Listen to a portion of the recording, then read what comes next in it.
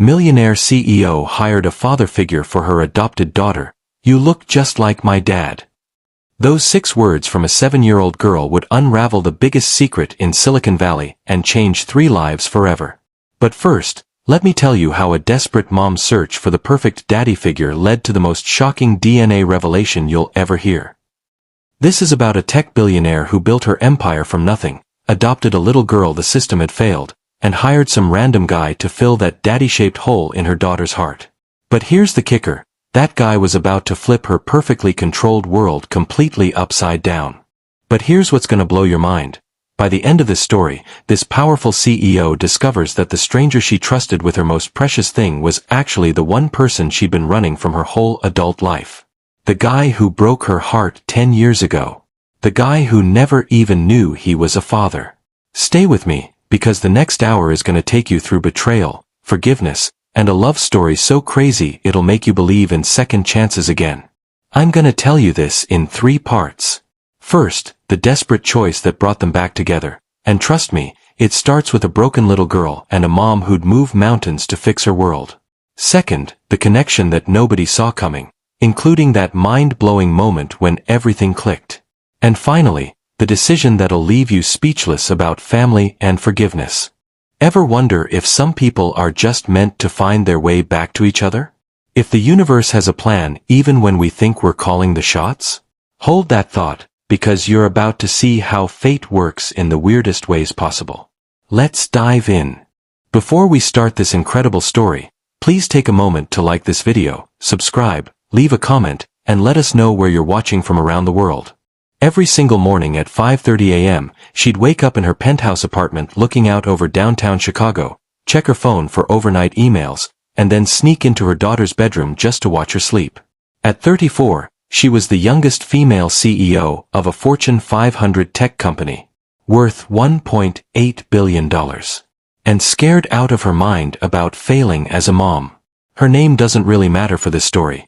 What matters is that she'd clawed her way up from food stamps to Forbes magazine, building this software empire that totally changed online banking.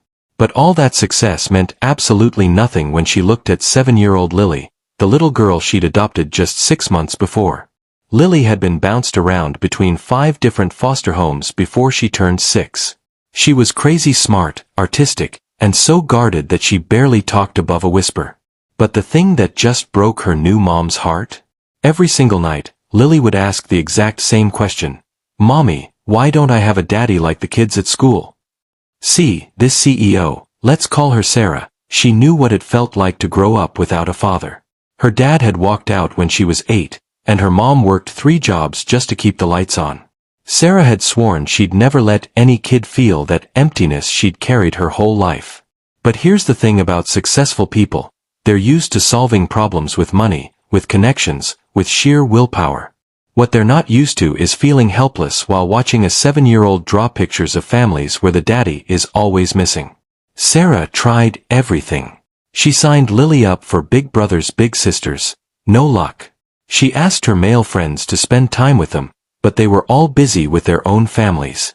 She even considered dating again, but every guy she met was either intimidated by her success or clearly more interested in her bank account than her daughter. The worst part. Lily was starting to shut down again. Just when Sarah thought she was making progress, just when Lily was beginning to trust and open up, she was retreating back into that quiet, careful shell that broke Sarah's heart every single day. The breaking point came during a parent-teacher conference at Lily's elementary school. Mrs. Martinez, Lily's teacher, pulled out a folder full of drawings. Every single one showed the same thing: stick figure families with a mom, a kid, and an empty space where the dad should be. She draws this every day during art time, Mrs. Martinez said softly. And yesterday, she asked me if some kids just aren't meant to have daddies. Sarah sat in that tiny plastic chair, looking at her daughter's artwork, and felt something break inside her chest. This powerful woman who could make million-dollar decisions without blinking, who could negotiate with the toughest investors in Silicon Valley, was about to cry in a second-grade classroom. That's when she made a decision that would change everything. She was gonna find Lily the perfect father figure. Even if it meant hiring a complete stranger. Even if it meant facing the one thing she'd spent her entire career avoiding, asking for help. Finding the right guy turned out to be way harder than closing a business deal. Sarah went through this elite matchmaking service that specialized in what they called family mentors for wealthy single parents. Basically, professional father figures for hire. She interviewed dozens of candidates over 3 weeks, teachers, coaches, child psychologists, even a few actors who specialized in family-friendly roles. But none of them felt right. The teacher was too formal. The coach was too intense. The psychologist talked like he was reading from a textbook. None of them understood what Lily actually needed, which was just someone who'd stick around. Someone who'd show up. Sarah was getting desperate. She'd started having nightmares about Lily growing up feeling unwanted, feeling like she wasn't worth staying for. The same nightmares Sarah had been having about herself for 26 years. Then, on a Tuesday afternoon, her assistant knocked on her office door and handed her a file that made her heart completely stop. The candidate looked perfect on paper. Former military, special forces actually. Had a degree in child development. 5 years working with trauma kids at a nonprofit.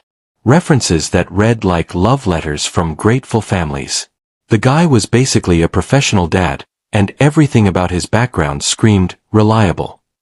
But it was his photo that made Sarah's hands shake like she'd had too much coffee. Because she recognized that face. Those green eyes.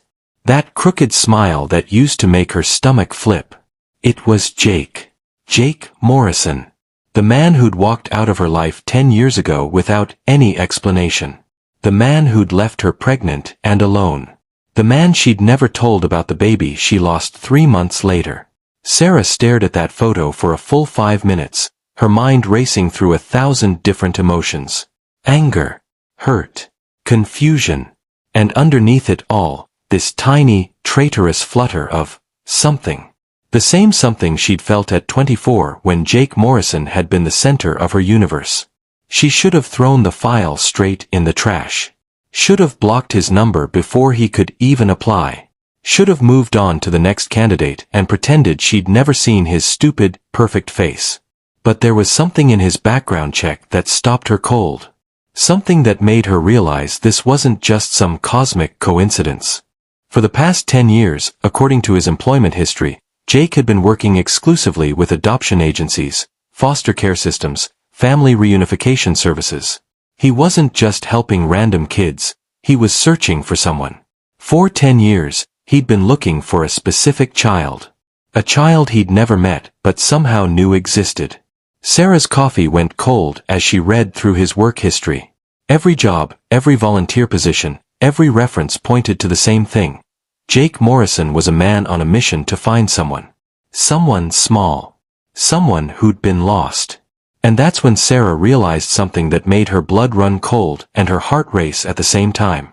What if he'd been looking for their baby? The baby she'd lost?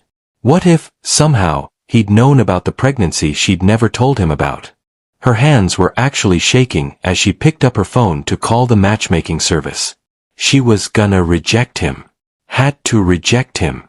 There was no way she could let Jake Morrison back into her life, especially not now, especially not when Lily needed stability and safety and all the things Jake had taken away from Sarah 10 years ago. But then she looked up and saw Lily through her office window, sitting in the waiting area doing homework. Lily, who drew pictures of missing daddies every single day. Lily, who asked why some kids weren't meant to have fathers. Lily, who deserved everything good in the world, including the perfect father figure. And Jake Morrison, whatever else he was, had the perfect resume for that job. Sarah closed her eyes, took a deep breath, and made the call. Schedule the interview, she told her assistant. For tomorrow at 2 p.m. The interview was supposed to be cold and professional. Sarah had it all planned out. She'd be polite but distant, ask the standard questions, find some reason to reject him, and move on with her life. What she didn't plan for was walking into her conference room and finding Jake on his knees at the small table she'd set up for Lily, having what appeared to be the world's most serious tea party. No, no, no, Jake was saying, his voice completely serious as he held up a tiny plastic teacup. Mr. Bunny gets the Earl Grey. Mrs. Elephant prefers chamomile. It's very important to respect everyone's preferences at tea time. Lily, who hadn't spoken above a whisper to a stranger in the 6 months since her adoption, was giggling. Actually giggling, her eyes bright and animated in a way Sarah hadn't seen since, well, ever. "You're very good at tea parties," Lily said, and Sarah nearly fell over because her daughter's voice was clear and confident and happy. "Well, I've had a lot of practice," Jake replied, and that's when he looked up and saw Sarah standing in the doorway. Time stopped. Completely stopped. Sarah felt like she was 24 again, seeing Jake for the first time at that coffee shop near her old apartment, when her biggest worry was her statistics midterm and her biggest dream was landing an internship at a decent company. He looked older, obviously. There were lines around his eyes that hadn't been there before, and his dark hair had some gray at the temples. But he was still Jake. Still had that same easy smile, still moved with that quiet confidence that had made her feel safe in a world that usually felt pretty dangerous. "Hi, Sarah," he said quietly, and his voice was exactly the same. Deep and warm and careful, like he was afraid of saying the wrong thing. Jake. She couldn't manage anything else. Her brain had basically short-circuited. Lily looked back and forth between them, her 7-year-old radar picking up on the weird tension in the room. "Do you know each other?" she asked, and her question broke whatever spell had frozen both adults in place. We went to school together," Sarah managed, which wasn't exactly a lie. They had gone to the same college. They just hadn't met until senior year, and by then school had been the last thing on either of their minds. "That's so cool," Lily said, bouncing a little in her chair. "Jake, did you know my mommy is super smart?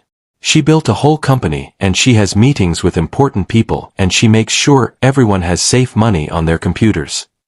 Jake smiled, and Sarah's traitorous heart did that old familiar flip. "I didn't know that," he said, looking at Sarah with something that might have been pride. "But I'm not surprised. Your mommy was always the smartest person in any room." And just like that, Sarah was 24 again, studying for finals in Jake's apartment while he made her coffee and told her she was gonna change the world someday. The interview that followed was nothing like what Sarah had planned. Instead of sitting across from each other at the big conference table, they ended up on the floor with Lily, playing with her art supplies while Jake answered Sarah's questions. Yes, he had experience with adopted children. Yes, he understood trauma responses. Yes, he was available for the flexible schedule that Sarah's demanding career required. But the moment that changed everything, the moment that made Sarah's carefully controlled world tilt completely off its axis, was when Lily looked up at Jake with tears in her eyes and whispered, "You look just like my daddy in my dreams." The room went dead silent. Because Lily had never described her birth father to anyone. Had never even claimed to remember him. The social workers had told Sarah that Lily's memories from before age 4 were pretty much gone, wiped out by the trauma of losing her birth parents and bouncing through the foster system. And that's when Jake looked at this little girl, really looked at her for the first time, and saw something that made his breath catch in his throat. Her eyes. They were the exact same unusual shade of green as his own.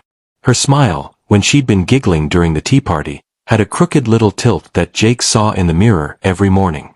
The way she tilted her head when she was thinking, the way she tucked her hair behind her ear, the way she moved her hands when she talked. Features he recognized but couldn't quite place. A face that felt familiar in a way that didn't make any sense. Jake's mind started racing, trying to do math that didn't add up. Lily was 7. She'd been in foster care since she was 4. Which meant she'd been born 7 years ago. Around the same time that Jake had gotten that phone call that changed his entire life. The phone call from a lawyer telling him that a young woman was pregnant with his child and wanted nothing to do with him. Music swells dramatically. But that was impossible. Wasn't it? The lawyer had said the woman's name was, what was it? Something with an S. Susan? Sandra? Sarah? Jake's eyes snapped to Sarah's face, and he saw her watching him with an expression he couldn't read. Like she was waiting for something. Like she was afraid of something. And that's when the first impossible thought crept into Jake's mind. What if the child he'd been searching for his entire adult life was sitting right in front of him, having a tea party and calling another woman mommy? Okay, here's where this story gets absolutely insane, and I need you to pay attention because this next part is gonna blow your mind. What nobody in that conference room knew, not Sarah, not Lily, and definitely not Jake, was that 10 years ago, when Jake disappeared from Sarah's life without explanation, it wasn't because he didn't love her. It was because he'd gotten a phone call that destroyed everything he thought he knew about his future. A call from a lawyer telling him that a young woman named Sarah was pregnant with his child and wanted absolutely nothing to do with him. That she never wanted to see him again. That she'd rather raise the baby alone than have him in their lives. Jake had spent the next decade searching for that child, not knowing that Sarah had lost the baby at 12 weeks. Not knowing that she'd never even had the chance to tell him about the pregnancy in the first place. And definitely not knowing that the child he'd been desperately looking for was sitting right there in front of him, calling him Uncle Jake, and asking him to stay for dinner. But we're getting ahead of ourselves. Let me tell you how this whole mess unfolded.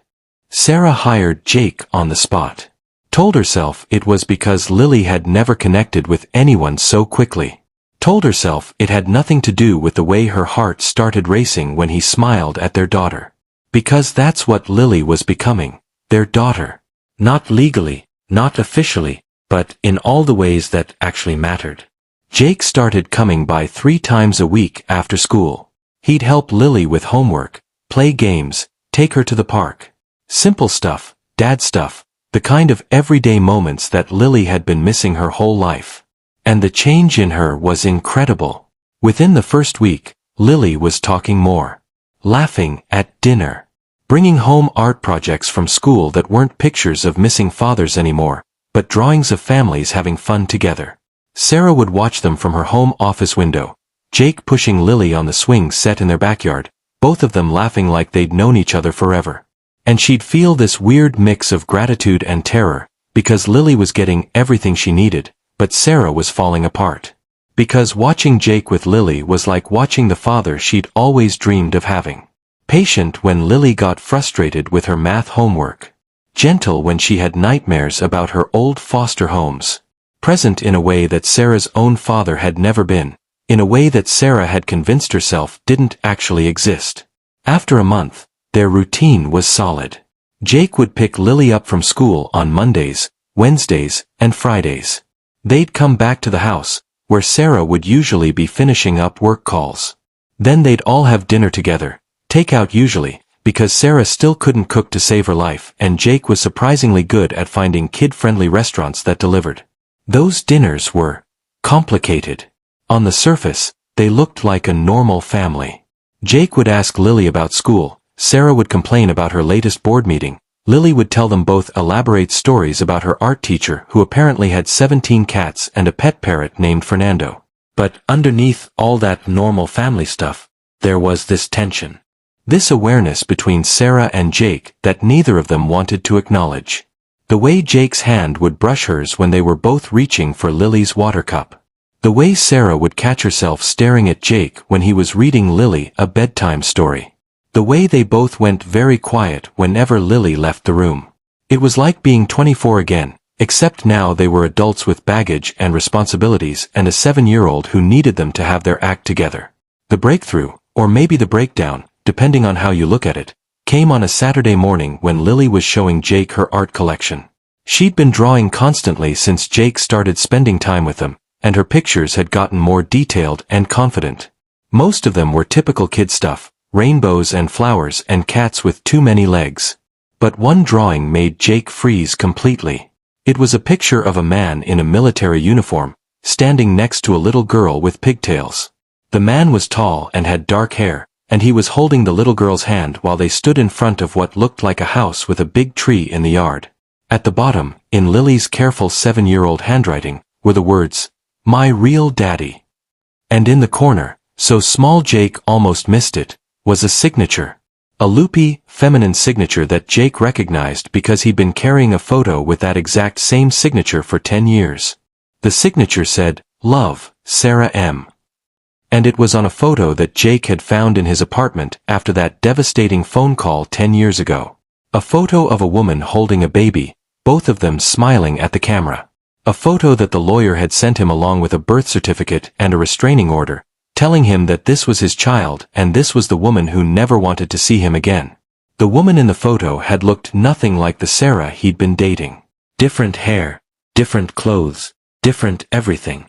So different that Jake had convinced himself it was a different Sarah entirely, some other woman he'd maybe met at a party and forgot about.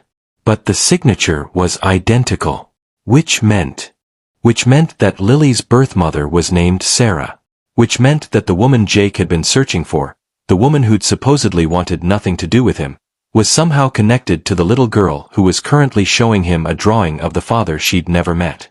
Jake spent the next hour staring at that drawing while Lily played in her room, trying to make sense of what felt like the world's cruelest puzzle.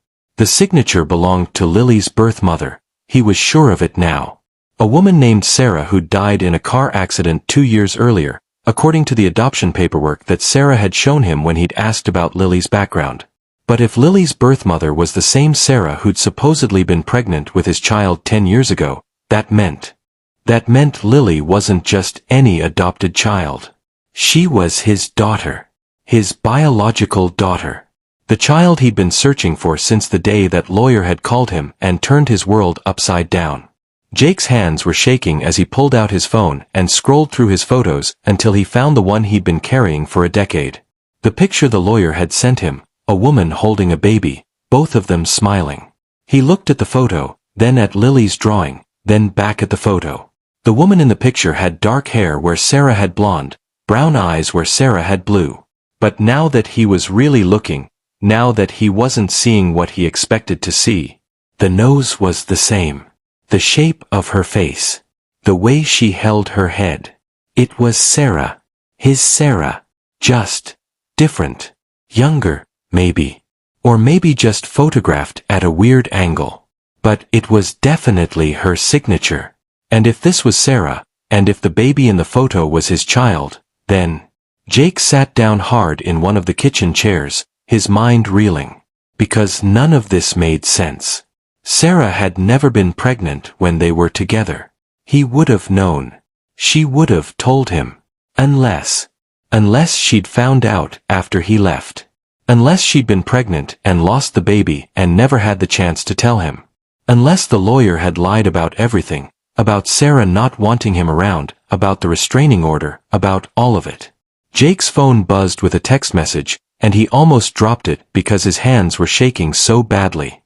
It was from Sarah, running late at the office.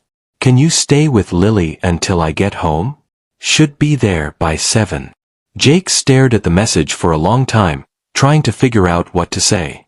How do you text someone back when you've just realized they might be the mother of your biological child? When you've just figured out that the kid you've been hired to help might actually be your own daughter? He texted back, no problem. Take your time. But inside, Jake was falling apart. Because he'd been searching for his child for 10 years, and she'd been right here the whole time. Living with Sarah. Being raised by the woman he'd never stopped loving, even after all these years. And neither of them had known. Music becomes more intense. The worst part was what to do next. Every instinct Jake had was screaming at him to demand answers. To confront Sarah the minute she walked through the door. To insist on a DNA test and fight for custody and claim his daughter. But Jake had worked with enough traumatized kids to know what happened when adults put their own needs first. He'd seen what custody battles did to children, how they got caught in the middle of adult problems they didn't understand. And Lily was finally happy. Finally stable. Finally had the family she'd been dreaming about her whole short life. Did Jake have the right to blow that up just because he'd figured out he was her biological father? The decision was made for him when he found Sarah crying in her kitchen at midnight. Jake had put Lily to bed hours earlier, but he'd stayed to wait for Sarah to get home. She'd walked in exhausted and distracted, barely noticing that Jake was still there until she'd gone to the kitchen for a glass of water and found him sitting at the table with Lily's drawings spread out in front of him. Jake? I thought you'd gone home, she said, and then she saw what he was looking at. saw Lily's drawing of her real daddy, right there on top of the pile. And something in Sarah's face just broke. She sat down across from him and started crying. Not the pretty, delicate crying you see in movies, but the ugly, exhausting kind of crying that comes from years of holding everything together and finally hitting the breaking point. "I can't lose her," Sarah whispered through her tears, clutching Lily's drawing like it was the most precious thing in the world. "She's the only family I have left. She's the only good thing I've ever done right." And then she looked up at Jake with tears streaming down her face and said the words that shattered his heart into a million pieces. "Promise me you'll never leave us. Promise me you'll stay, no matter what happens. I can't watch her lose another person she loves." And that's when Jake realized he had to tell her the truth, even if it destroyed everything they'd built together. Even if it meant losing both of them forever. Jake's confession came out in broken pieces, like he was pulling shards of glass out of his chest. He started with the phone call 10 years ago. The lawyer who'd contacted him out of nowhere, claiming that a woman named Sarah was pregnant with his child. The restraining order that had been filed before Jake even knew he was going to be a father. The photo of a woman and baby that Jake had been carrying ever since, searching for them both. Sarah listened in silence, her face going paler with every word. When Jake pulled out his phone and showed her the photo, the one with her signature, the one of her holding baby Lily, she made a sound like she'd been punched in the stomach. "That's not possible," she whispered, staring at the picture. I don't remember this photo. I don't remember signing anything." But Jake wasn't done. He told her about the years of searching, working with adoption agencies and foster care systems, trying to find any trace of the child he'd never met. About how he'd taken the job with Sarah's family because he'd hoped, somehow, that helping other kids might lead him to his own. About how he'd recognized something familiar in Lily from the very first day, but hadn't been able to place what it was until he'd seen her drawing. "She has your eyes," Sarah said quietly, and Jake realized she was crying again. "I should have seen it. I should have known." That's when Sarah had her own confession to make. The baby she'd lost at 12 weeks. The pregnancy she'd discovered 2 weeks after Jake had disappeared from her life without explanation. The months of trying to track him down, only to be told by his landlord that he'd moved out suddenly and left no forwarding address. The decision to keep the pregnancy secret from everyone, including her own family. The miscarriage that had happened alone in her apartment, with no one to hold her hand or tell her it would be okay. "I never told anyone," Sarah whispered. "Not my mom, not my friends, not anybody. I lost the baby and I lost you and I figured that was the universe telling me I wasn't meant to be a mother." Jake reached across the table and took her hand, and Sarah didn't pull away. "But then I adopted Lily," she continued, "and I thought maybe I'd gotten a second chance. Maybe I could be the mom I'd never gotten to be before." They sat there in Sarah's kitchen, holding hands across a table covered with their daughter's artwork, trying to piece together 10 years of misunderstandings and missed connections. The lawyer, they figured out, had been hired by Jake's father, a man who'd never approved of Jake's relationship with Sarah and had seen the pregnancy as an opportunity to break them up permanently. He'd paid someone to pose as Sarah for the photo, forged documents, and convinced Jake that Sarah wanted nothing to do with him. Meanwhile, Jake's sudden disappearance had left Sarah convinced that he'd found out about the pregnancy and run away because he didn't want the responsibility. Two people who'd loved each other completely, torn apart by lies and fear and pride. "So Lily," Jake started, but he couldn't finish the sentence. "Is your daughter," Sarah finished for him. "Biologically, anyway. The social worker told me her birth mother was named Sarah, but I never thought." They agreed to get a DNA test, not because they needed proof. They could see it in Lily's face now, in her mannerisms, in the way she and Jake had connected so immediately. But because they needed to know for sure before they decided what to do next. Because now they had to figure out how to be a family. How to tell a 7-year-old that the father figure she'd grown to love was actually her real father. How to navigate the legal implications of Jake's parental rights. How to deal with their own complicated feelings for each other. Most importantly, how to make sure that Lily, who'd already been through so much loss and change, didn't get hurt in the process. The DNA test was scheduled for the following week. And for the next 7 days, Jake and Sarah had to pretend that everything was normal while their entire world shifted around them. The DNA results came back on a Friday afternoon with a simple email that changed everything. 99.99% probability of paternity. Jake Morrison was Lily's biological father. But here's what's crazy. Instead of celebrating or fighting over custody or calling lawyers, Sarah and Jake both just sat in Sarah's office, staring at the computer screen in complete silence. Because the real question wasn't about biology anymore. It wasn't about who had the legal right to make decisions or who deserved to be called Dad. The real question was about family. And whether two people who'd hurt each other so deeply, who'd spent 10 years believing the worst about each other, could find a way to build something beautiful for the little girl they both loved more than their own lives.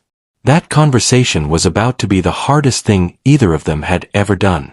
The talk that followed wasn't about lawyers or custody agreements or parental rights.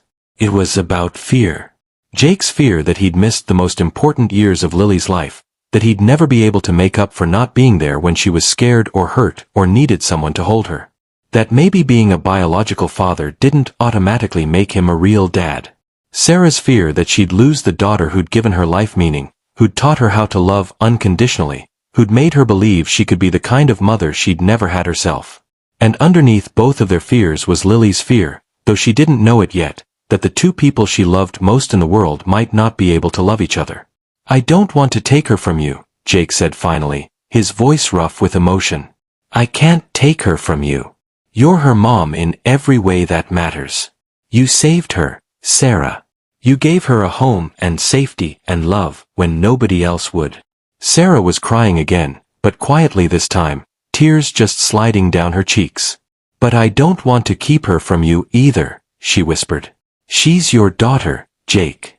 She has your eyes and your laugh and your way of tilting her head when she's thinking. She needs you." That's when Jake said the words that changed everything. "I don't want to co-parent from separate houses. I don't want to be a weekend dad who takes her to Disney World twice a year and pretends that's enough. I want to be part of the family you've built. If you'll have me. If you think we can try again." And Sarah looked at this man, the love of her life who'd been ripped away from her, the father of her daughter who'd been searching for them both for 10 years, and realized that maybe some mistakes are actually miracles in disguise. Maybe some endings are really beginnings. "I'm scared," she admitted. "I'm scared of screwing this up. I'm scared of Lily getting hurt if we can't make it work. I'm scared of losing you again." "I'm scared too," Jake said. "But I'm more scared of spending the rest of my life wondering what could have been. I love you, Sarah. I never stopped loving you. And I love Lily like she's been mine from the beginning, because in my heart, she has been." They decided to tell Lily the truth together. Not because they had to, not because some social worker or lawyer said they should, but because their daughter deserved to know that she was wanted and loved and chosen by both of her parents.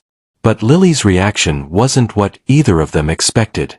They'd planned out this whole careful conversation about families and biology, and how sometimes people find each other in unexpected ways. They'd practiced what to say, how to explain that Jake wasn't just her friend anymore, that he was actually her biological father, but that didn't change how much her mommy loved her. But when they sat Lily down in the living room and started their rehearsed speech, she just looked at them both and smiled. "I already knew," she said simply, climbing into Jake's lap and reaching for Sarah's hand. "You both have the same crinkle by your eyes when you laugh. And you both make me feel safe." Then she looked up at Jake with those green eyes that were exactly like his and said, "Are you gonna be my real daddy now? Like, forever and ever?" And Jake, this tough former military guy who'd faced down armed enemies and survived the worst kind of loss, started crying right there on the living room couch. "Yeah, sweetheart," he managed to say through his tears. "Forever and ever." Sometimes kids understand love better than adults do. Sometimes they see the simple truth that grown-ups make complicated with their fears and their pride and their need to protect themselves from getting hurt again. Lily had known from the beginning that Jake belonged with them. She'd drawn pictures of him before she'd even met him. She'd recognized something in his face that her 7-year-old heart understood even when her brain couldn't explain it. And now, finally, the adults had caught up to what she'd known all along. Chapter 8. The New Beginning, 50:30, 55:00.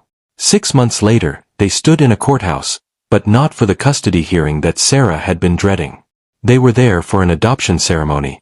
Jake was officially adopting Lily, even though she was already his biological daughter. Because family isn't just about DNA.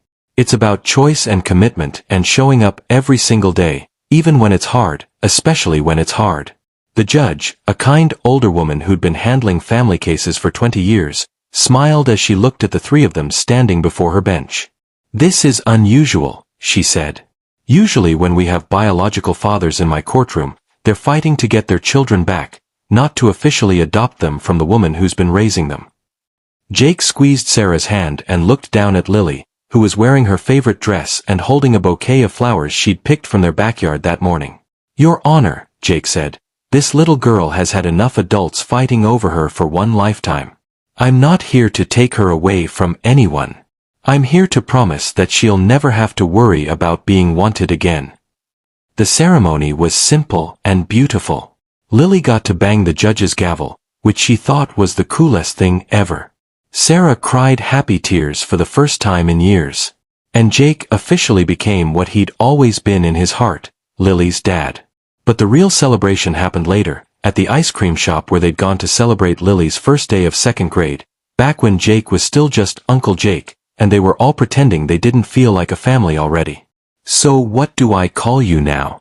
Lily asked, chocolate ice cream smeared on her chin as she looked seriously at Jake. "Whatever feels right to you," Jake said. "I'll be happy with whatever you choose." Lily thought about it for a long minute, the same way she thought about everything important, with her head tilted to one side and her eyebrows scrunched up in concentration. "I think I'll call you Daddy," she said finally. "Because that's what you are now, right? My real daddy who's gonna stay forever." "That's right, baby girl," Jake said, his voice thick with emotion. "Your real daddy who's gonna stay forever." Sarah and Jake didn't rush into romance this time around.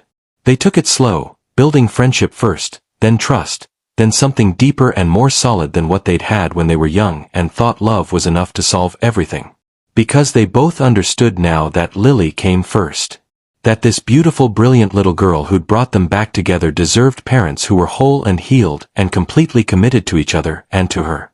They went to family therapy together, all three of them, to work through the complicated emotions of their unusual situation. They established new traditions, Saturday morning pancakes, Sunday afternoon movie marathons, bedtime stories that Jake and Sarah took turns reading. Most importantly, they learned how to talk to each other. How to be honest about their fears and their hopes and their dreams for their little family. How to support each other through the hard days and celebrate together during the good ones. Sarah learned how to let Jake help her, how to share the responsibilities of parenting instead of trying to control everything herself. Jake learned how to be present without trying to make up for lost time all at once, how to be patient with Lily's occasional moments of insecurity when she worried that he might leave again. And Lily learned that she was safe, that she was wanted, that she was loved by two people who would move heaven and earth to keep her happy and healthy and secure. A year after that courthouse ceremony, Lily's elementary school held its annual art show. Parents and families crowded into the gymnasium to see their kids' masterpieces hanging on the walls, and Sarah and Jake made their way through the crowd holding hands, looking for Lily's section. They found her standing in front of a large drawing that took up almost an entire bulletin board, bouncing on her toes with excitement as she waited for them to see it. The drawing was incredible, way more detailed and sophisticated than anything Lily had done before.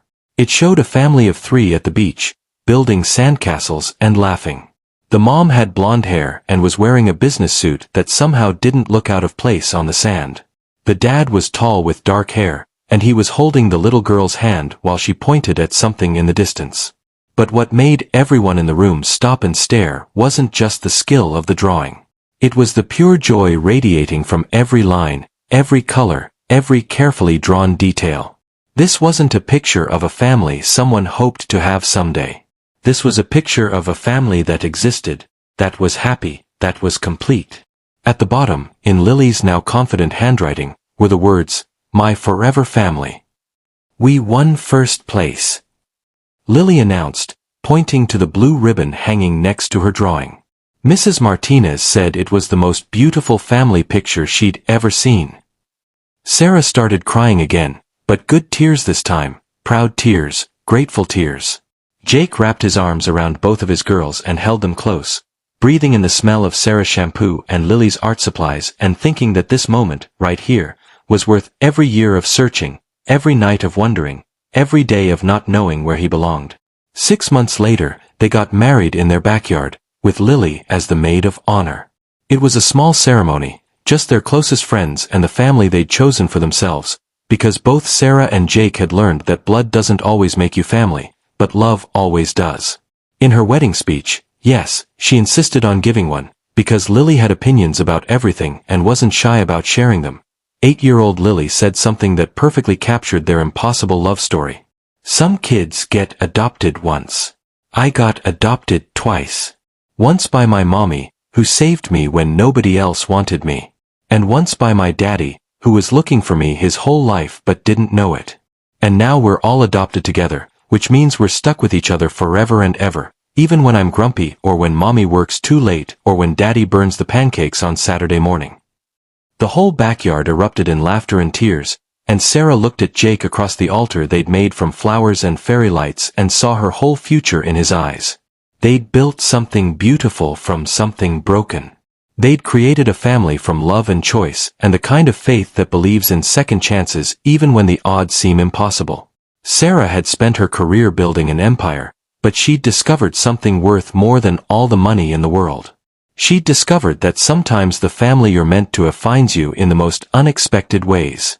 That sometimes the love you thought you'd lost forever is just waiting for the right moment to come home. You know what? This story isn't really about coincidence or destiny or any of that stuff people say when they don't know how else to explain something incredible. This story is about courage. The courage to forgive when someone has hurt you deeper than you thought possible. The courage to trust again when everything in your past tells you that people leave. The courage to believe that maybe, just maybe, some broken things can be put back together even stronger than they were before.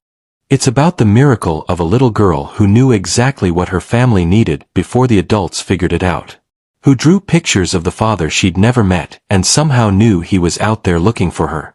Who understood that love isn't about biology or legal documents or who gets to make the decisions. Love is about showing up. Love is about staying. Love is about choosing each other every single day, even when it's hard, especially when it's hard. Sarah and Jake didn't get their fairy tale ending because they deserved it or because the universe owed them something. They got it because they were brave enough to do the work. Brave enough to go to therapy and have the hard conversations and face their fears about messing up again. They got their happy ending because they put Lily first, always, and because they understood that building a family is like building anything else worthwhile. It takes time and patience and the willingness to start over when you get it wrong. 2 years later, they had another baby, a little boy with Sarah's blonde hair and Jake's green eyes, who Lily insisted on naming Captain Awesome, until they convinced her that Michael was a more practical choice for school registration. And sometimes, when Sarah is putting Michael down for his nap and Jake is helping Lily with her homework, she stops and looks around at her life and can't believe this is real. Can't believe that the scared, broke college student who thought she'd lost everything actually just had to wait for everything to find her. If this story touched your heart, if it made you believe in the power of family and second chances and love that finds a way even when everything seems impossible, please, like this video, subscribe and share it. Share it with someone who needs to remember that broken doesn't mean worthless. Share it with someone who's given up on love because they've been hurt too many times. Share it with someone who thinks they've missed their chance at happiness because life didn't go according to plan. What would you do if you discovered that the person you hired to help your child was actually their biological parent? How would you handle finding out that the love of your life had been right there all along, just waiting for the right moment to come back into your world? Let me know in the comments below. Tell me about the second chances in your own life. The moments when everything fell apart just so it could come back together better than before. And if you want to hear more stories about love and family and the incredible ways life surprises us when we're least expecting it, make sure you subscribe and hit that notification bell. Thanks for listening, and remember, sometimes the best things in life are worth waiting for, even when you don't know you're waiting.